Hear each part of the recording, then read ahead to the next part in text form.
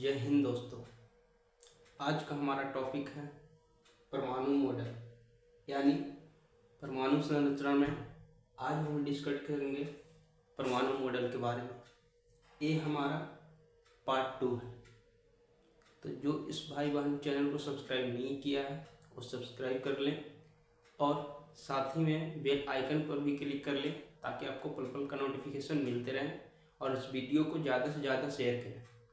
तो बिना किसी बकवास के आज हम आते हैं आपके टॉपिक परमाणु संरचना में परमाणु मॉडल के ऊपर। ये हमारा पार्ट 2 है। तो बोलेंगे ज़्यादा और लिखेंगे कम, क्योंकि माइंड में रहना बहुत ज़रूरी है। कॉपी और किताब में तो बहुत ही चीज़ पढ़े हुए हैं। तो लेट्स स्टार्ट। परमाणु मॉडल के बारे में सबसे पहले जानकारी कौन दिए थे? J Thomson. कौन दिए थे? J Thomson.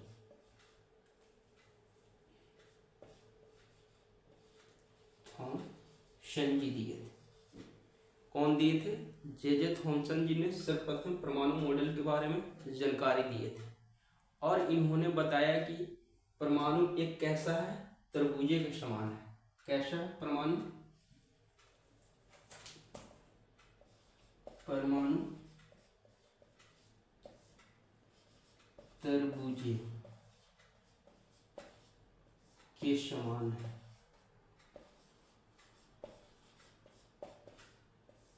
इन्होंने बताया कि हमारा जो परमाणु है वो तरबूजे के समान है।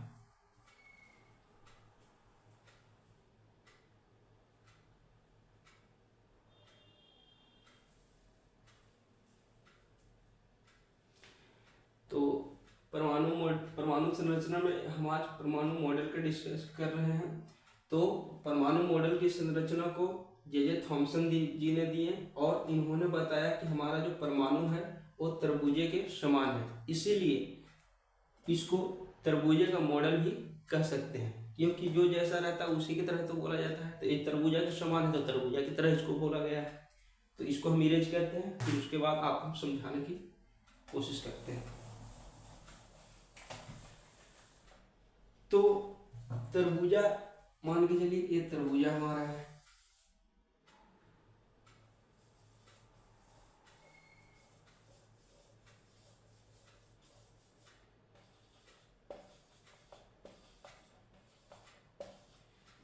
तो ये तरबूजा है और तरबूजा का ये जो रेड भाग है यानी लाल वाला भाग,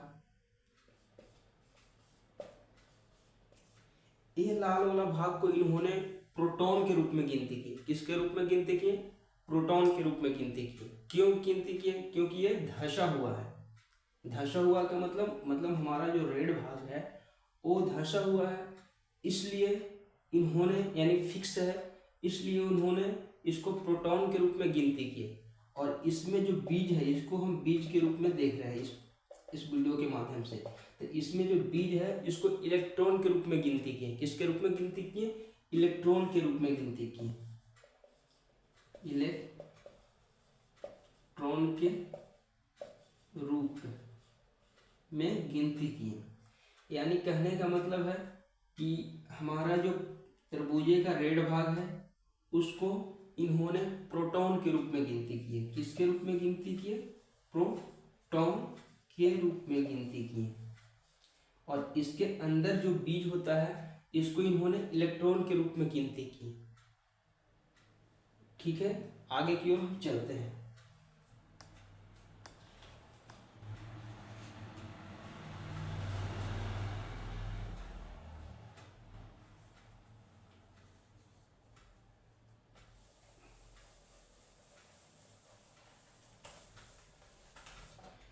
यानी फिर से हम बना लेते हैं।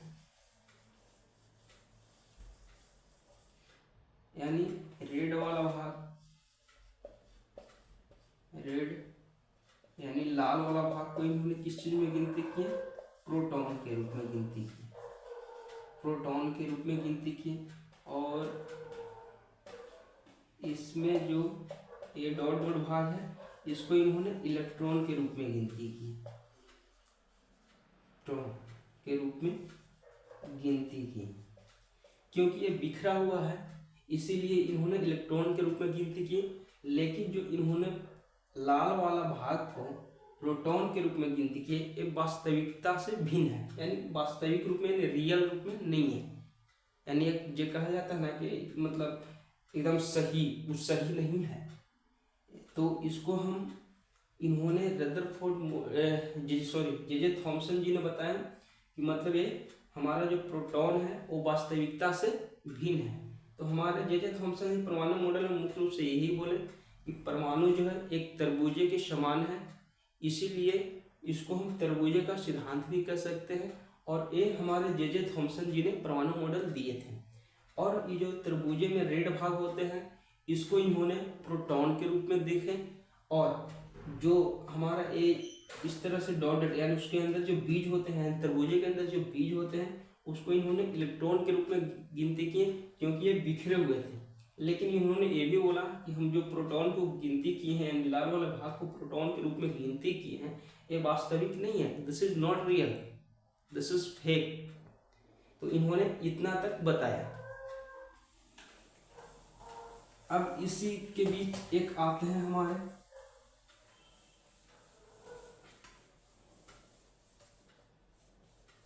Rutherford model.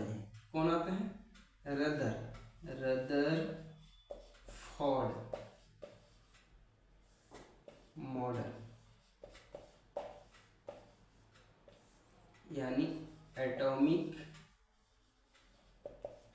Of Rutherford model.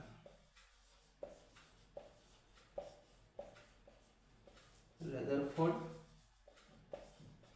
Model, इन्होंने भी परमाणु मॉडल के ऊपर कुछ बातें रखे। इन्होंने बताया इन्हीं मॉडल को हम अल्फा प्रकीर्णन का मॉडल भी कहते हैं। अल्फा प्रकीर्णन का मॉडल इसलिए कहते हैं क्योंकि इन्होंने रेडियम से अल्फा प्रकीर्णन को निकाला था और एक सोने की पतली परत पर इन्होंने प्रहार करवाया था। प्रहार मतलब झोंका था, जिसको अगर देखा जाए मगही की भाषा में तो इन्होंने झोंका था। जैसे जिस तरह से देखोगे आप गांव घर में माँ बहन इससे पहले धान को आग को उसीनती थी और भूसा झोंकती थी, उसी तरह इन्होंने झोंका था, इस तरह से झोंका था। आगे हम चलते हैं, रदरफोर्ड मॉडल के बारे में हम चर्चा करते हैं। तो आ जाते हैं ऐसे, एक मिनट, यहाँ पे कुछ हम डायग्राम के माध्यम से आपको हम समझाना चाहते हैं। ये हमारा प्लस है, टिंट टिंट टिंट,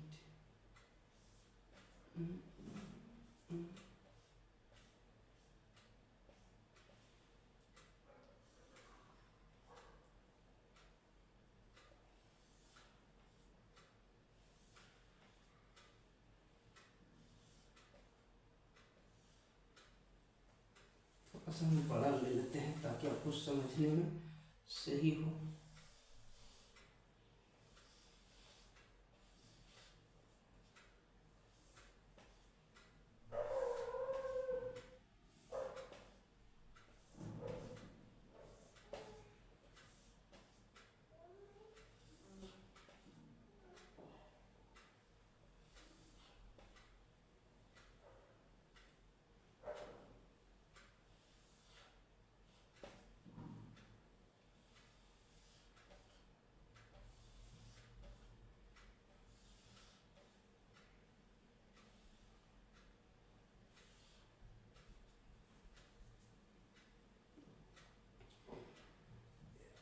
थोड़ा सा ज़्यादा हो जा रहा है।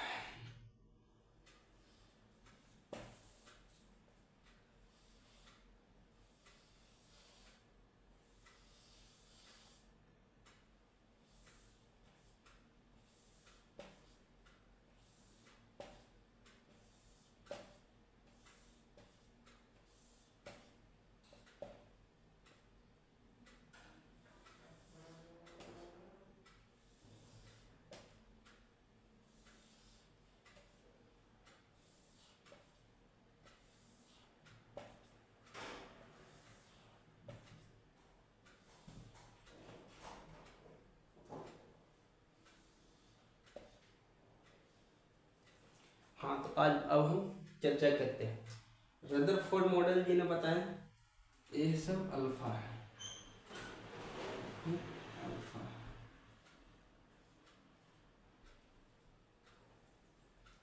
अल्फा को हम इस तरह से देख लेते हैं, ऐसे ही देख लेते हैं इसको। हाँ, तो माफ करिएगा मैं आपका टाइम लिया हूँ।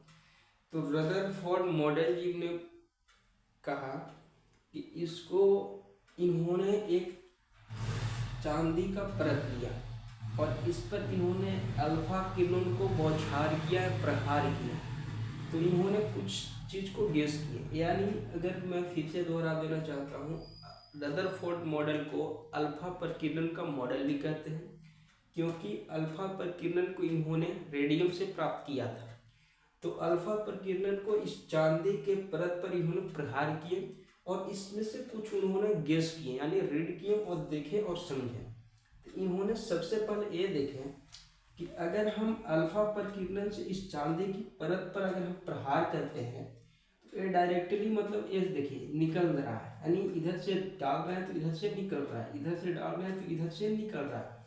तो एक कब निकलेगा, जब ये या तो खोखला होगा या तो पूरा आर पार होगा, जिसको अगर हम थोड़ा सा अपने लैंग्वेज में समझते हैं तो आर पार होगा। तो इन्होंने देखा कि जब हम इन्होंने देखा कि जब हम अल्फा प्रकीर्णन को हम प्रहार कर रहे हैं चांदी की पतली परत पर, सॉरी माफ करिएगा, सोने की पतली परत पर, तो इन्होंने देखा कि जो मैं अल्फा किरण को प्रहार कर रहा हूँ डायरेक्टली रूप से, मतलब इधर से छोड़ रहा हूँ, इधर से निकल रहा है, इधर से छोड़ रहा हूँ, इधर से निकल रहा है। मैं इस किरण की बात कर रहा हूँ, अभी मैं इस किरण की बात नहीं कर रहा हूँ। तो इन्होंने बताया कि परमाणु जो है, अधिकांश परमाणु का जो अधिकांश भाग है, इसको हम परमाणु बोलते हैं, परमाणु का जो अधिकांश भाग है वो खोखला है। यानी खोखला इसलिए बोला क्योंकि इन्होंने अल्फा प्रकीर्णन को इधर से छोड़ रहा है तो इधर से डायरेक्ट निकल रहा है, इधर से छोड़ रहा है तो इधर से डायरेक्ट निकल रहा है। तो इन्होंने सबसे पहले बताया कि परमाणु का जो अधिकांश भाग है वो खोखला हुआ है। कैसा है? खोखला है। अब हम चर्चा करते हैं इसके बारे में, ये क्या है। फिर इन्होंने देखा कि जब हम कुछ अल्फा प्रकीर्णन को प्रहार कर रहे हैं सोने की परत पर, सोने की पतली परत पर, तो कुछ जो है अल्फा किरण नाभिक के पास जाकर टर्न हो जा रहा है, यानी नाभिक को मतलब सीधा ना निकल कर टर्न हो जा रहा है, यानी ऊपर मुंह चल रहा है। तो इन्होंने कहा कि जब नाभिक के इसी से टर्न हो जा रहा है, तो इन्होंने कहा कि नाभिक का जो ठोस भाग है वो पॉजिटिव है, यानी परमाणु के केंद्र भाग को नाभिक कहते हैं। यानी नाभिक यानी डायरेक्ट किरण नहीं निकलेगा, किरण ऊपर उन्हें निकल रही है, यानी नाभिक के पास से जाकर इन्हीं टर्न हो जा रही है। तो इन्होंने कहा कि नाभिक जो है हमारा पॉजिटिव होता है। कैसा होता है? नाभिक जो है हमारा पॉजिटिव होता है। तो पॉजिटिव, कुछ लोग ऐसे भी कहते हैं सर पॉजिटिव समझ में नहीं है, तो पॉजिटिव मतलब बढ़ियार आदमी, भाई पॉजिटिव नहीं कहते, अरे पॉजिटिव है तो भाई नाभिक के पास गया, यहाँ से मुड़ गया। ऐसे भी कोई बड़ा आदमी के देख के डर जाता है आजकल। तो इन्होंने देखा, तो इन्होंने बताया कि नाभिक जो है हमारा पॉजिटिव होता है, इसीलिए यहाँ से हमारा किरण सीधा नहीं निकलकर अब यूं ही टर्न हो जाता है। क्यों टर्न हो जाता है? यूं ही टर्न हो जाता है। अब हम चलते हैं।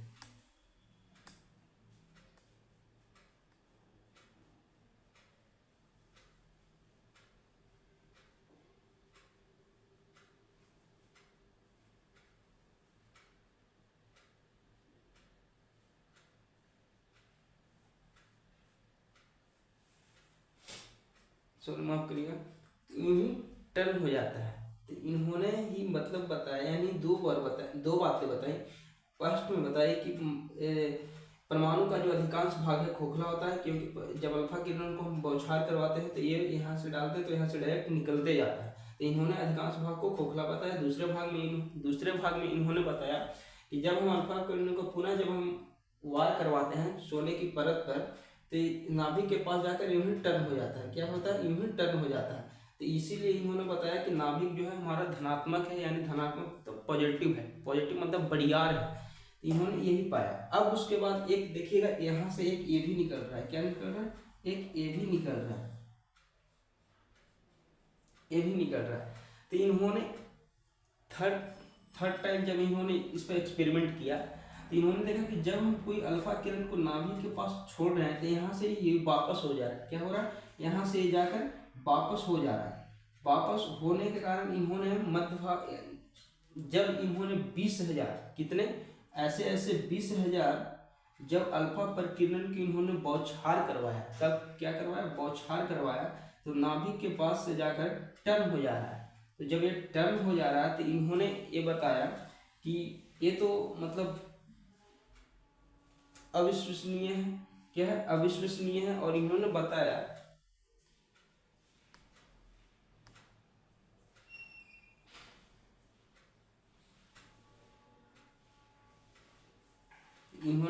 कि अविश्वसनीय, तो मध्य भाग से जाकर मतलब रिटर्न हो जा रहा है। तो इसीलिए इन्होंने कहा कि ये हमारा क्या है? नाभिक है। क्या है? हमारा नाभिक है। इसीलिए इन्होंने बताया कि हमारा नाभिक है। तो फिर मैं दोहरा देना चाहता हूँ कि रदरफोर्ड मॉडल जी ने अपने पहले जब इन्होंने अल्फा, फिर से मैं दोहरा देना चाहता हूँ, रदरफोर्ड मॉडल को ही अल्फा प्रकीर्णन का मॉडल कहते हैं। क्योंकि इन्होंने रेडियम से प्राप्त किए थे अल्फा प्रकीर्णन को। क्या? किससे प्राप्त किए थे? अल्फा प्रकीर्णन को प्राप्त किए थे। और सोने की पतली परत पे इन्होंने बौछार करवाई थी। जब इन्होंने अल्फा प्रकीर्णन को रेडियम से प्राप्त किए थे और सोने की पतली परत पर प्रहार किए थे, तो इन्होंने कुछ जानकारियों को प्राप्त किया। जब इन्होंने फर्स्ट बार में जब अल्फा प्रकीर्णन को इस परत पे प्रहार करवाया, तो यहाँ से अल्फा किरण छोड़ते थे और यहाँ से डायरेक्ट निकल जाता था, यहाँ से छोड़ते थे यहाँ डायरेक्ट निकल जाता था, यहाँ से छोड़ते थे यहाँ से डायरेक्ट निकल जाता था। तो इस चीज को इन्होंने देखते हुए बताया कि ये तो खोखला भाग है भाई।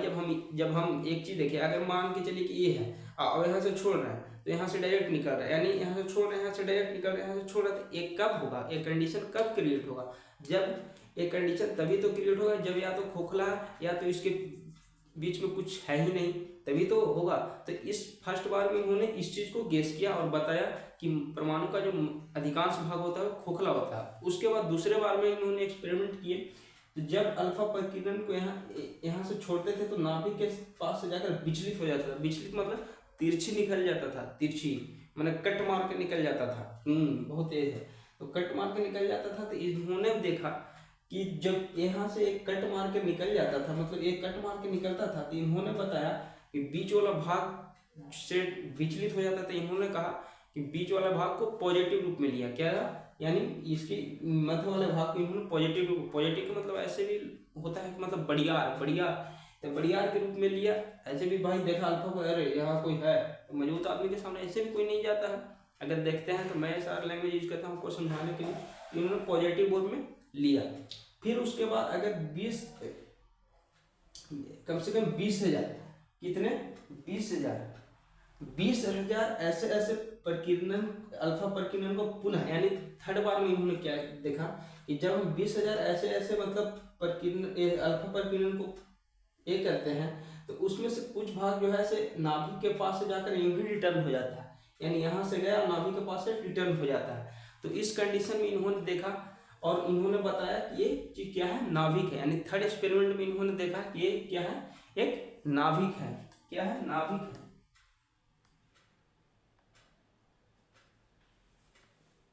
यानी थर्ड बार में इन्होंने देखा कि जब हम अल्फा प्रकीर्णन को छोड़ रहे हैं, नाभिक से टकराकर वापस हो रही है, तो इस कंडीशन में इन्होंने इसको ठोस रूप में लिया। ठोस के रूप में लेने के कारण इसको क्या नाम दिया था? नाभिक दिया था। इसने नाभिक दिया था। और दूसरी बात, रदरफोर्ड मॉडल ने यही चीज को इसमें इतना तक बताया। तो अब हम चलते हैं आगे की। और रदरफोर्ड मॉडल जी ने बताया कि मतलब इलेक्ट्रॉन जो है बाहरी चक्कर लगाता है और प्रोटॉन मध्य भाग में रहता है। इन्होंने इतना ही तक बताया था। तो अब हम चलते हैं, एक मैक्सवेल जी थे, मैक्सवेल,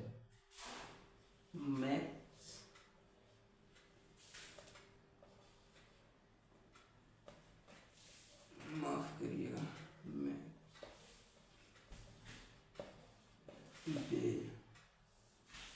सिद्धांत।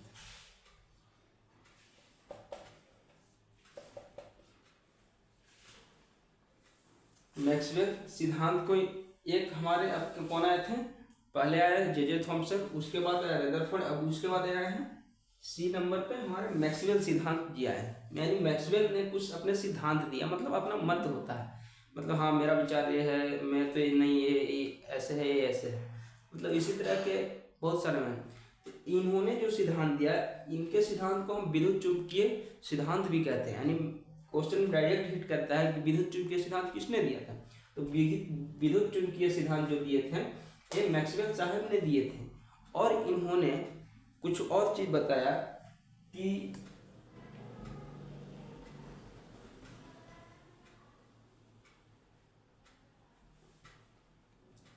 तो सॉरी माफ करिए, तो इन्होंने बताया कि मैक्सवेल सिद्धांत हम विद्युत चुंबकीय सिद्धांत को भी कहते हैं। और इन्होंने बताया कि जब कोई कण, यानी अगर हम देखते हैं कि अगर कोई कण जो है, डायग्राम के माध्यम से समझेंगे,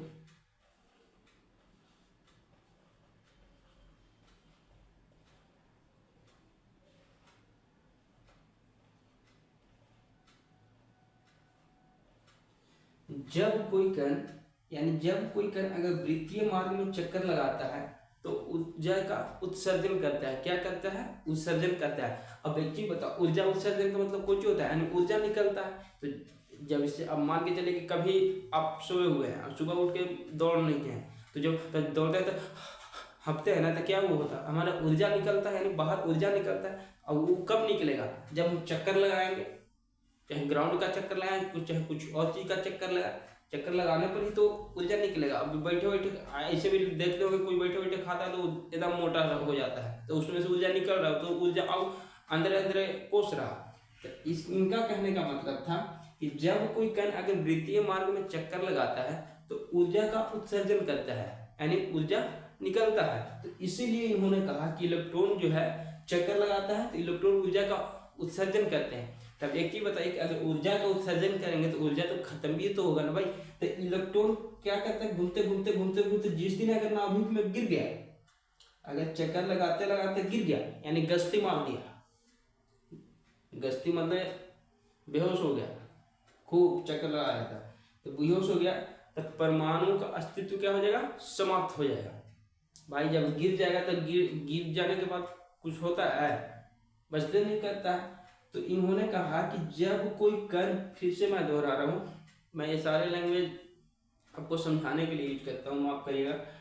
जब कोई कण वृत्तीय मार्ग में चक्कर लगाता है तो ऊर्जा का उत्सर्जन करेगा, और जिस दिन चक्कर लगाते लगाते नाभिक में जाके गिर जाएगा तो इसका अस्तित्व समाप्त हो जाएगा। तो इसीलिए इन्होंने रदरफोर्ड के मॉडल को अस्थायी बताया। क्या बताया? अस्थायी बताया था।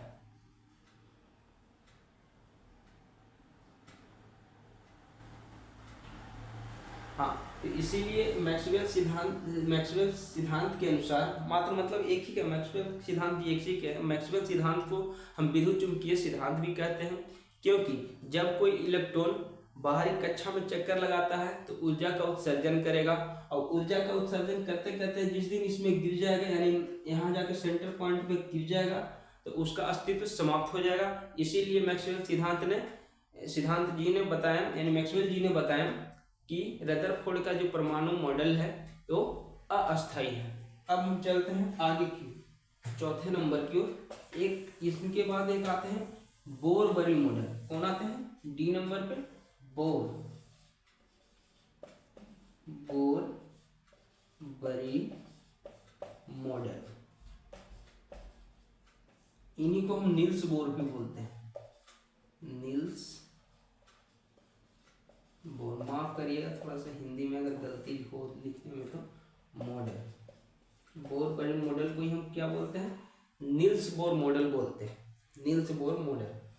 इन्होंने भी अपना मत दिए परमाणु मॉडल के बारे में। इन्होंने बताया, हाँ एक यहाँ से भी डायरेक्ट क्वेश्चन बोलता है कि बोर-बरी मॉडल किसने दिया था? बोर-बरी मॉडल क्यों दिया था? नील्स बोर का मॉडल दिया था, यानी इसीलिए हम नील्स बोर का मॉडल भी बोर-बरी मॉडल को कहते हैं। इन्होंने बताया कि अगर क्या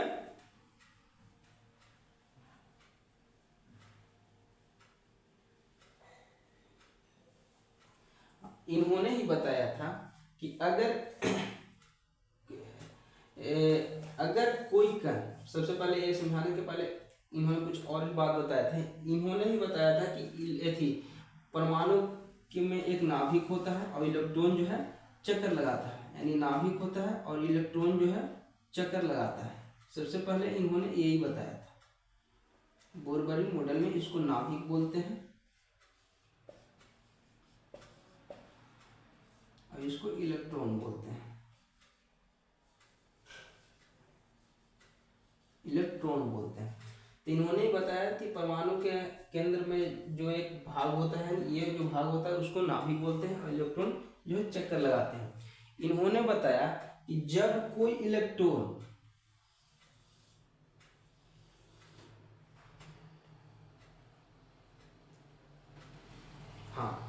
जब कोई इलेक्ट्रॉन मूल भाग मतलब ये मुख्य भाग में अगर चक्कर लगाता है तो ना वो ऊर्जा का उत्सर्जन करेगा ना ही कुछ होगा। अब एक चीज बताइए कि एक एक चीज पर घूमित रहने पर कुछ होगा? कम से कम कुछ करने के लिए तो दिमाग लगाना। अब एक ही जगह हम दिमाग, अब मान के चले कि हम एक ही चीज को बार बार पढ़ाएंगे तो अब देखिएगा भी नहीं, नहीं देखिएगा। तो इसीलिए इन्होंने सबसे पहले बताया कि अगर कोई इलेक्ट्रॉन मूल कक्षा में चक्कर लगाता है तो ऊर्जा का उत्सर्जन नहीं करेगा। क्या करेगा? ऊर्जा का उत्सर्जन नहीं करेगा। अतः ऊर्जा में कोई परिवर्तन नहीं होगा। भाई जब उत्सर्जन करवे नहीं करेगा तो परिवर्तन क्या होगा? तो इसका कहने का मतलब है कि अगर कोई इलेक्ट्रॉन मूल कक्षा में चक्कर लगाता है तो ऊर्जा का उत्सर्जन नहीं करेगा, यानी ऊर्जा में कोई परिवर्तन नहीं आएगा। दूसरी बात में इन्होंने कहा कि जब कोई इलेक्ट्रॉन, ये दो बातें ध्यान से सुनिएगा, मैं समझाना चाहता हूँ। जब कोई इलेक्ट्रॉन दूर की कक्षा से, यानी इधर की कक्षा से यहाँ आता है, जब कोई इलेक्ट्रॉन दूर की कक्षा से नजदीक की कक्षा में आता है, यानी उच्च कक्षा से निम्न कक्षा की ओर आता है, तो ऊर्जा में क्या होगा? ह्रास होगा। क्या होगा? ह्रास होगा।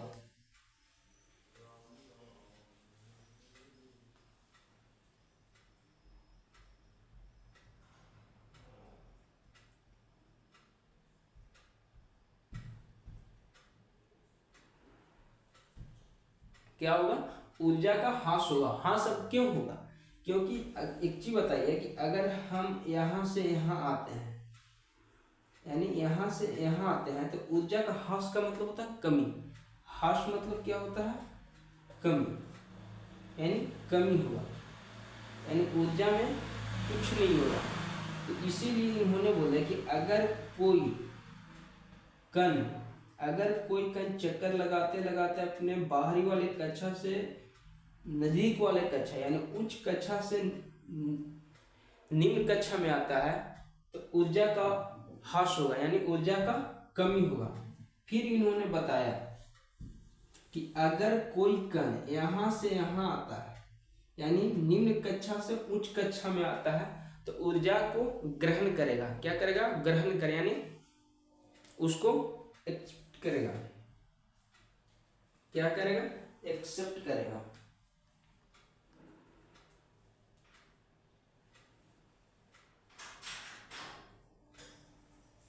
क्या करेगा? एक्सेप्ट करेगा। तो इन्होंने बताया यानी ऊर्जा का उत्सर्जन करेगा, यानी ऊर्जा बढ़ेगा। फिर से मैं समझाता हूं आपको। अगर कोई कण केंद्र से, यानी नाभिक से बाहर की ओर जाएगा, यानी नाभिक से क्या करेगा? बाहर की ओर जाएगा, तो ये ऊर्जा को ग्रहण करेगा। ग्रहण मतलब ऊर्जा बढ़ेगा। लेकिन जब कोई कण यहाँ से यहाँ जाएगा, कहाँ से? यहाँ से अंदर, यानी बाहर से अंदर जाएगा, यानी उच्च कक्षा से निम्न कक्षा में जाएगा, तो ऊर्जा ग्रहण नहीं करेगा, यानी ऊर्जा का ह्रास होगा। क्या होगा? कमी होगा। क्योंकि बाहर निकलने का मतलब क्या? बाहर निकलते हैं तभी तो एकदम कहते हैं नहीं भाई एकदम जा रहे हैं, और जब बाहर ही से अंदर जाएगा तो ये तो थोड़ा सा बिल्ली बन ही जाएगा। तो इसलिए कहने का मतलब, बिल्ली बनने का मतलब कमी होगा। क्या होगा? कमी होगा, यानी ऊर्जा में क्या होगा? एक कमी होगा। तो आज हमने इतना चीज को पढ़ा, यानी फिर मैं आपको समझाता हूँ कि आज हमने क्या क्या पढ़ा। आज हमने पढ़ा परमाणु मॉडल। अब इस बात को मैं फिर से दोहरा देता हूँ ताकि आप केयर से सुने। आज हमने पढ़ा परमाणु मॉडल। परमाणु मॉडल में हमने पढ़ा सबसे पहले जे थॉम्सन के बारे में। तो ये भी क्वेश्चन आता है कि परमाणु मॉडल दिया किसने, तो हम वो ये कौन दिए थे, जे थॉम्सन साहब ने दिए थे। जे थॉम्सन साहब ने परमाणु मॉडल के एक तरबूजा के रूप में गेस किए। किस रूप में गेस किए, एक तरबूजा के रूप में गेस किए। इसीलिए परमाणु मॉडल को हम तरबूजे का मॉडल भी कह सकते हैं। तो परमाणु के मॉडल का तरबूजे का मॉडल हम इसलिए कह सकते हैं क्योंकि इन्होंने तरबूजे में जो लाल भाग होता है उसको इन्होंने प्रोटॉन के रूप में गिनती किया, और उसमें जो बीज होता है काला काला सा या व्हाइट व्हाइट जो कुछ भी, तो उसको इन्होंने इलेक्ट्रॉन के रूप में गिनती किए। लेकिन जो प्रोटॉन के रूप में लाल वाले भाग को इन्होंने बताए थे वो रियल नहीं बताए, यानी वास्तविकता उसमें नहीं थी। तो इसीलिए यहीं तक इन्होंने अपना बात को दिए। तो उसके बाद आया कौन आया अभी, तो इसके बाद आया रदरफोर्ड मॉडल जी। रदरफोर्ड मॉडल जी ने लंबे चौड़े बातें इसमें बताई। तो रदरफोर्ड मॉडल जी ने देखा, तो रदरफोर्ड मॉडल को हम अल्फा प्रकीर्णन का मॉडल भी कहते हैं क्योंकि इन्होंने अल्फा प्रकीर्णन को रेडियम से प्राप्त किए थे। किससे प्राप्त किए थे, रेडियम से प्राप्त किए थे। और अल्फा प्रकीर्णन को उन्होंने सोने की परत पर प्रहार करवाया, यानी झोंका था, जिसको हम अगर अपने लैंग्वेज में देखेंगे तो झोंका था। तो इन्होंने कुछ चीज को गेस किया। इन्होंने सबसे पहले गेस क्या किया कि जब उन्होंने अल्फा प्रकीर्णन को परमाणु मॉडल पर प्रहार किया तो देखे कि इधर से छोड़ रहा हूँ तो इधर से डायरेक्ट निकल रहा है, इधर से छोड़ रहा हूँ तो इधर से डायरेक्ट निकल रहा है। तो इस रूप में उन्होंने बताया कि परमाणु का जितना भाग है वो एक खोखला है। खोखला कब बताया कि भाई इधर से छोड़ रहा है तो इधर से निकल रहा है, यानी आर पार, जिसको हम बोल सकते हैं आर पार हो गया। तो इस रूप में इन्होंने सबसे पहले बताया कि परमाणु का अधिकांश भाग कैसा है, खोखला है।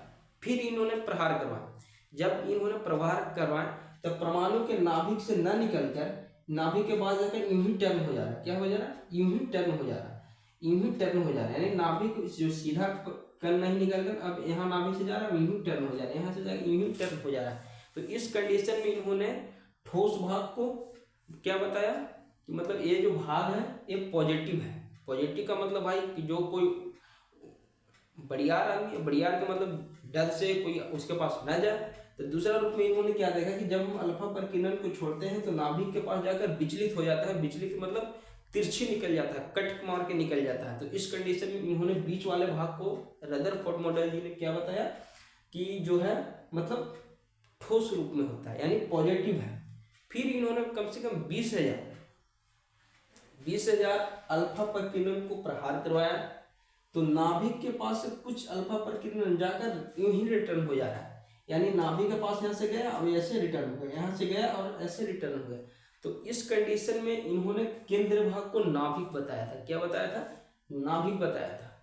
और रदरफोर्ड मॉडल जी ने केंद्रीय भाग को क्या बताया था, यही मतलब नाभिक बताया था। कब बताया था, जब इन्होंने 20,000 अल्फा प्रकीर्णन को प्रहार किए और नाभिक के पास से डायरेक्ट रिटर्न हो, यानी रिवर्स माने यहाँ से जाए और यहाँ से लौट गया। तो इन्होंने ही मतलब बताया कि इलेक्ट्रॉन जो है परमाणु में चक्कर लगाता है और प्रोटॉन नाभिक में होता है। अब उसके बाद आते हैं मैक्सवेल जी। मैक्सवेल यानी मैक्सवेल सिद्धांत जिसको बोलते हैं। इन्होंने इन्हीं के सिद्धांत को हम विद्युत चुंबकीय सिद्धांत भी कहते हैं। क्या कहते हैं, विद्युत चुंबकीय सिद्धांत भी कहते हैं। इन्होंने बताया कि भाई कोई कण अगर वृत्तीय कक्षा में चक्कर लगाता है, जैसे इलेक्ट्रॉन चक्कर लगाता है उसी को बात कर रहा हूँ, अगर कोई कण वृत्तीय कक्षा में चक्कर लगाता है तो ऊर्जा का उत्सर्जन करेगा। उत्सर्जन का मतलब निकालेगा। भाई जब दौड़ते हैं तभी तो ऊर्जा निकलता है, बैठे बैठे खाएगा तो कुछ ऊर्जा निकलेगा, वो बैठे बैठे लाओ मोटा जाएगा। तो ऊर्जा का उत्सर्जन करते हैं। लेकिन अब एक चीज बताइए कि अब लगातार ऊर्जा उत्सर्जन होगा तो उत्सर्जन में तो उत्सर्जन करते करते एक दिन ऐसा आएगा कि मतलब पहलवान भी बन जाएगा।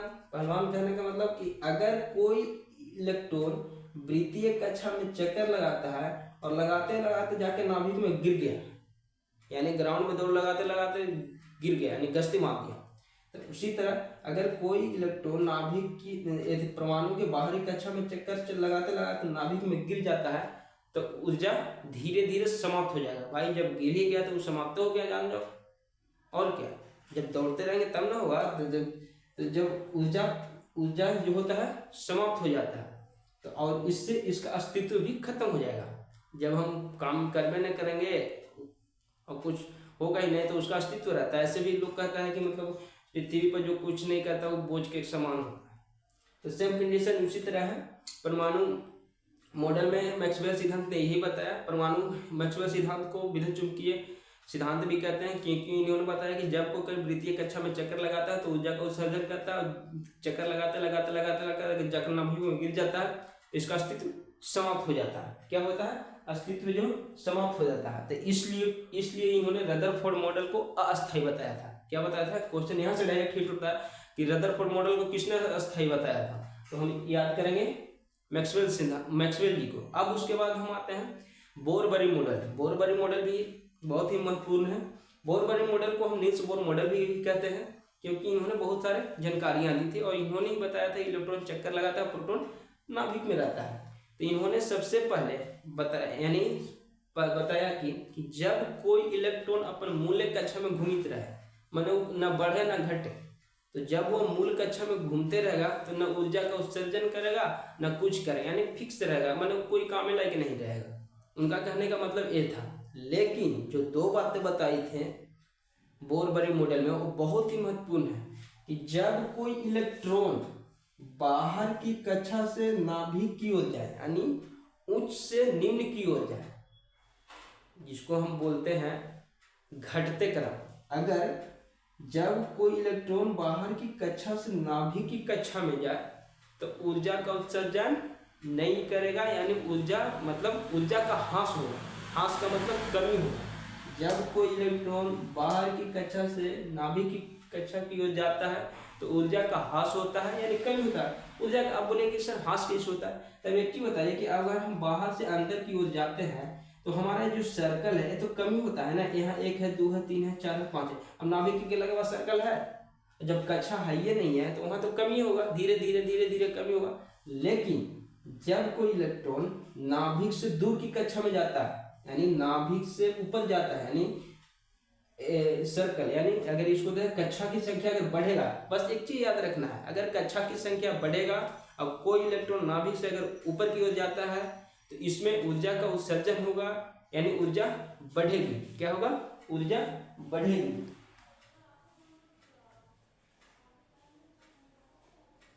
और इन्होंने बाह्य स्रोत से ऊर्जा का भी ग्रहण करेंगे। ऊर्जा ग्रहण कब करेंगे? जब मान के चलिए, एक मिनट आप जब मान के चलिए कि हम फिर ऐसे बना, तो जब धीरे धीरे जब कक्षा बढ़ेगा तो ऊर्जा भी बढ़ेगा, यानी ऊर्जा को ग्रहण करेंगे। तो इसीलिए इन्होंने बताया कि जब कोई इलेक्ट्रॉन निम्न कक्षा से उच्च कक्षा में जाता है तो ऊर्जा ग्रहण करेगा और ऊर्जा की बढ़ोतरी भी होगी।